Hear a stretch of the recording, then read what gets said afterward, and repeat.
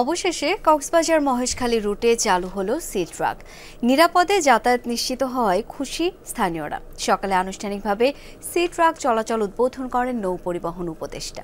বাছাইকৃত লাল সরিষার দানা থেকে তৈরি হয় প্রাণ সরিষার তেল, আসল ঝাঁঝে আসল স্বাদে। বেলা 12টায় সি ট্রাকটি মহেশখালী জেটিতে পৌঁছালে উচ্ছ্বাস প্রকাশ করেন স্থানীয়রা। মহেশখালী যাতায়াতের একমাত্র মাধ্যম স্পিডবোট ও ডেনিস বোট। সাগর উত্তাল থাকায় প্রায় ঘটে দুর্ঘটনা। বৈরী আবহাওয়ায় চলাচল বন্ধ থাকে। অবশেষে নিরাপদ যাত্রায় খুশি স্থানীয়রা। আজকে প্রথমবার যাচ্ছি, ভালো লাগছে। ঝড় বৃষ্টি রোদের মধ্যে অনেক কষ্ট পেতাম, অনেক কষ্ট করে যেতে হতো। আগে তো বই যাবো, টাকাও বেড়ালো, আমরা যে সি ট্রাক পেয়েছি এজন্য আল্লাহর কাছে হাজার হাজার শুকরিয়া। স্পিডবোটে যাত্রী হয়রানি, অতিরিক্ত ভাড়া আদায় জিম্মি করে রেখেছিল একটি সিন্ডিকেট। এসবের বিরুদ্ধে আন্দোলন করেছেন ভুক্তভোগীরা। 30 টাকা এবং 35 টাকা, এটা অবশ্যই আমি মনে করি রিজনেবল। মহেশখালী জনগণ এটা সাদরে গ্রহণ করেছে।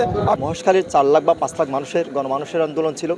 গণমানুষের আজকের সুফল বুক করা। মহেশখালীর যারা স্থানীয় জনসাধারণ তারাও এই পর্যটন ব্যবসার সাথে সংশ্লিষ্ট হয়ে উপকৃত হবে। একটা গোষ্ঠী, ইংরেজিতে বলে একটা ক্ল্যান, হ্যাঁ, এদের বিরুদ্ধে সাধারণ জনগণ যদি ঐক্যবদ্ধভাবে প্রতিরোধ করে, এরা পন্টুনের মতো ভেসে যাবে। ফেরির কাজটা আমরা এখন চালিয়ে যাব ইনশাআল্লাহ। যখন জেটিগুলো রেডি হয়ে যাবে এর মধ্যে আমরা ফেরির বিষয়ে আমরা ইনশাআল্লাহ অগ্রগতি করব।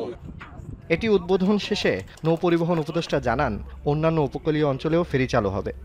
যেখানে যেখানে বিচ্ছিন্ন জনগোষ্ঠী আছে, যেখানে যেখানে কমিউনিকেশনের অসুবিধা আছে, সেখানে আমি করব, সেটাই প্রায়োরিটি। এবং আমার কাছে ওইটাই হচ্ছে সাস্টেনেবল ডেভেলপমেন্ট। জুবাইদ ইবনে শাহাদাত, যমুনা নিউজ।